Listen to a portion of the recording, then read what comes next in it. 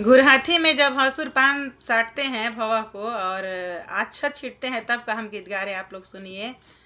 पान देनी साटे के तो खा गईले भसुर दूर दूर छिया छिया, ई का किया तूने भसुर दूर दूर छिया छिया।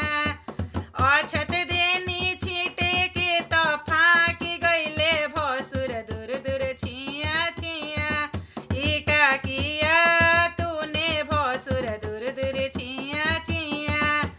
लहंगा देनी चढ़ावे के तो पेन ले ले भसुर दूर दूर छिया छिया, ई का किया